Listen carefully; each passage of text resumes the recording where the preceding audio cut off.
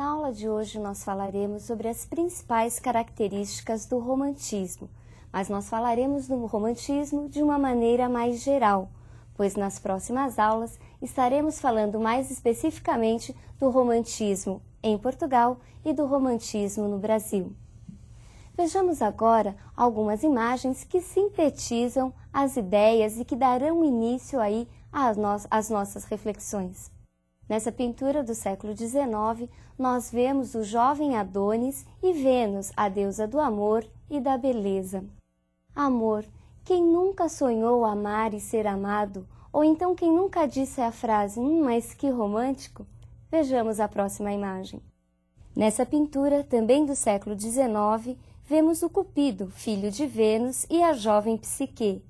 Ninguém nega que essas imagens, a primeira de Vênus e essa de Cupido, sejam imagens românticas. Mas será que é desse romantismo que falaremos na aula de hoje? Não, não é desse romantismo que falaremos.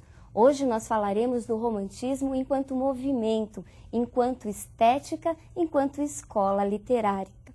Este romantismo que nós acabamos de ver nessas imagens é um romantismo conhecido como romantismo com letra minúscula. E por que com letra minúscula?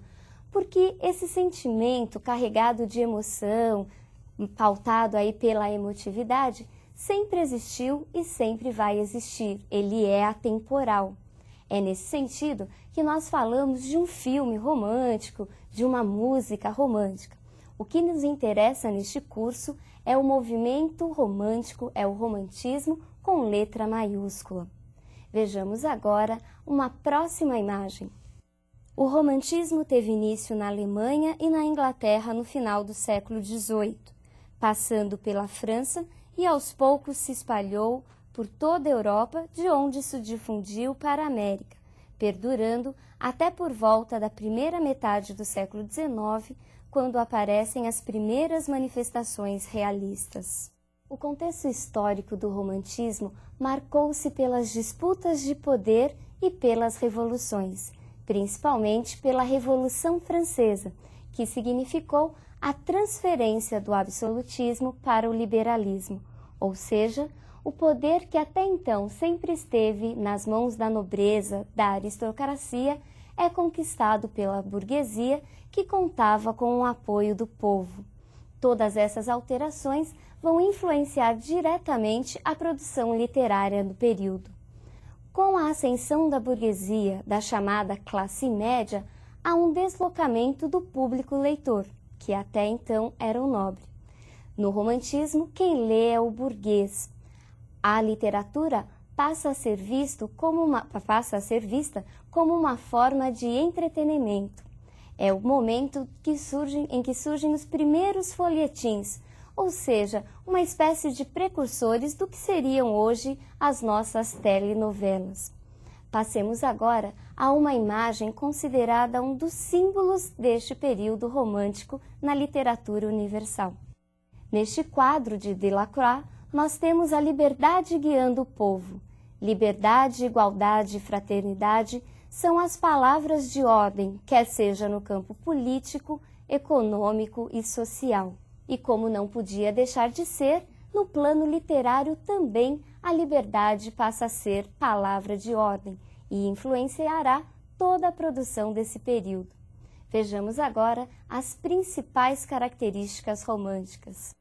Neste momento, nós temos o individualismo, também chamado egotismo ou egocentrismo. Temos a emoção controlando aí todas as ações. Há uma supervalorização da emoção em detrimento da razão. Temos também o escapismo ou a fuga. O sentimento de evasão passa a fazer parte de todo o período também. E por último, nós temos aí a liberdade. A liberdade não só na expressão, mas também enquanto forma de criação. Mas o que significam cada uma dessas características? No individualismo, também conhecido como egotismo ou egocentrismo, nós temos quem? Nós temos a figura do eu. Pela primeira vez no movimento literário, nós encontramos uma forte imposição do eu. Os textos românticos são marcados pelo uso da primeira pessoa. O autor romântico estava preocupado com aquilo que cada pessoa tinha de particular, de exclusivo. O eu realmente foi a figura principal. Vejamos agora a próxima característica, a emoção. Sendo o eu a figura principal deste período, nós temos aí a emoção como forma de expressão. O indivíduo deixava-se mostrar através da forte emoção, através dos seus sentimentos e desejos. E ao contrário da rigidez das escolas anteriores, o autor, o poeta romântico, o autor romântico, era livre para sentir e livre para expressar todo este seu sentimento. Falar em romantismo é falar em liberdade, liberdade de expressão, é falar do fluir das emoções. Vejamos agora a próxima característica, o escapismo. Escapismo é também chamado de evasão, ou seja, o poeta romântico, nessa ânsia de sentir e de se expressar, acabava se deparando com a realidade. Uma realidade que nem sempre era desejada. E isso acabava provocando no autor uma série de atitudes, entre elas a atitude libertária dos poetas da terceira geração, como veremos nas próximas aulas, ou então o sentimento de frustração, de insatisfação e de fuga. Vejamos agora um esquema que ilustra bem esse escapismo, essa evasão. Esse escapismo se manifestou de formas diversas entre os românticos. Na natureza, vista como um refúgio, um lugar ainda não corrompido, nos sonhos, substituindo as dores da vida real, ou na morte, vista como algo positivo e constantemente invocada. Há ainda outras formas de fuga a que esta se une, como a vida boêmia, o culto da solidão, o gosto pelo passado e por lugares exóticos e mórbidos. Vejamos agora um fragmento em que o poeta chama pela morte, em que ele deseja a morte. Por isso é morte, eu amo-te e não temo. Por isso é morte, eu quero-te comigo. Leva-me à região da paz horrenda, leva-me ao nada, leva-me contigo. Repare que nesse trecho, além da ideia positiva da morte, nós encontramos também o egocentrismo, o individualismo. O eu aparece em todos os versos da estrofe. Eu amo, eu quero, é o eu, mais uma vez, como figura central. Vejamos agora a última grande característica romântica, a liberdade. Assim como no contexto histórico, a liberdade no plano literário também foi uma forte influência. Ao contrário dos períodos anteriores, os românticos não seguiam nenhuma forma fixa. Eles abandonaram todas as formas fixas da antiguidade clássica, como a ode, o soneto e os versos decassílabos. Os versos românticos eram versos brancos, ou seja, eram versos não rimados. Eles também enriqueceram a língua utilizando-se de neologismos, novas palavras, e aproximando a linguagem literária de uma linguagem mais popular. Também foram responsáveis por uma grande variedade, uma grande variação temática. Vejamos agora o que diz um romântico a respeito dessa liberdade de criação. Quanto à forma, nenhuma ordem seguimos, exprimindo as ideias como elas se apresentam, para não destruir o assento da inspiração. Para o autor romântico, o importante era a expressão dos seus sentimentos, a expressão da sua subjetividade, independentemente de qualquer forma pré-estabelecida.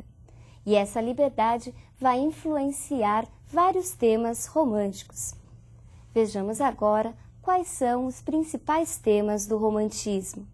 O romantismo marca uma volta ao passado histórico, uma volta às origens de cada povo, de cada nação. É o chamado nacionalismo. Encontramos também, como consequência dessa volta às raízes, um sentimento de religiosidade, principalmente uma religiosidade proposta pelo cristianismo. Há também uma supervalorização do amor e da mulher. No nacionalismo, nós encontramos o quê? Uma busca ao passado histórico, uma busca aos grandes heróis e aos grandes feitos. No caso de Portugal, retomam-se os mitos dos cavaleiros e dos grandes heróis medievais. No Brasil, como nós não tivemos uma Idade Média nos moldes do colonizador, cria-se neste momento a figura, o mito do bom selvagem. O índio passa a ser visto como esse nosso herói, como esse nosso cavaleiro medieval. Ele é sempre bom, bonito e forte. Aliada a essas características do índio, nós também temos uma exaltação, uma valorização da paisagem natural brasileira. Vejamos agora a próxima característica, a religiosidade. Ao contrário do paganismo dos movimentos anteriores, no romantismo nós temos uma retomada das fontes bíblicas, principalmente aquelas derivadas do cristianismo. Vejamos agora a grande última característica, o grande último tema romântico. A idealização do amor e da mulher. O amor passa a ser visto como o sentimento essencial, como a mola propulsora de toda a vida. E a mulher, consequentemente, o tema romântico por excelência, passa a ser vista como uma espécie de deusa, passa a ser divinizada, cultuada. A mulher era sempre misteriosa e pura. A virgindade nesse período era muito valorizada. Quase todas as heroínas românticas eram virgens. Mas ao lado desse caráter angelical, nós também encontramos em textos românticos um forte sensualismo. Vejamos agora a imagem que é um dos símbolos do romantismo. A liberdade guiando o povo mais uma vez. Falar em romantismo é falar da escola literária que tinha como molas propulsoras a emoção, a paixão e principalmente a liberdade.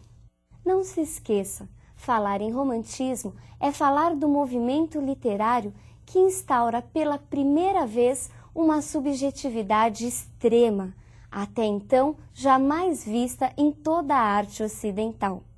Por hoje é só e até a nossa próxima aula.